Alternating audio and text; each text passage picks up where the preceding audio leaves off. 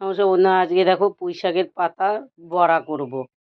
গোটা গোটা পুঁই শাকের পাতা নিয়ে নিলাম, নিয়ে ধুয়ে ভালো করে ধুয়ে জল ঝরিয়ে নিলাম। নিয়ে একটা বাটিতে মধ্যে দেখো বেসন দিলাম, তোমরা চালের গুঁড়োও দিতে পারো, আমি বেসন দিলাম। বেসন দিয়ে তারপরে দেখো নুন দিলাম, নুন দিয়ে একটু লঙ্কার গুঁড়ি দিলাম, দিয়ে তারপরে দেখো হলুদ গুঁড়ো দিলাম। তারপরে গোটা পোস্ত দিয়ে দিলাম। এই পোস্তটা দিয়েছি বলে এত কুরকুর হয়েছে, বানিয়ে খাবে দেখবে এত সুন্দর হয়েছে কি বলবো। আর আদা বাটা দিলাম। এই পোস্ত দিয়ে পুঁই শাকের পাতার বড়া খাওনি, একবার করে দেখবে, খুব ভালো লাগে খেতে। করে তারপর আমাকে কমেন্টে জানাবে কেমন হয়েছে। তারপরে দেখো জল দিয়ে আস্তে আস্তে আমি ঘন একটা করে বানিয়ে নিলাম, বেসনটাকে ভালো করে গুলিয়ে ঘন করে করে নিলাম।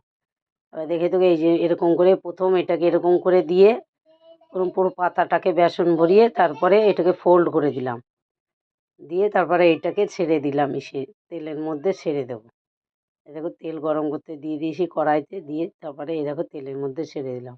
প্লিজ আমার ভিডিওগুলো ভালো লাগলে লাইক, কমেন্ট, শেয়ার, আর ফেসবুক থেকে দেখলে ফলো করে দেবে, আর ইউটিউব থেকে দেখলে সাবস্ক্রাইবার করে দেবে। তারপরে দেখো এরকম লাল লাল হয়ে গেলে তারপর নামিয়ে দেবে। গরম গরম ভাত দিয়ে খেতে এত সুন্দর হয়েছে কি বলবো। চলো।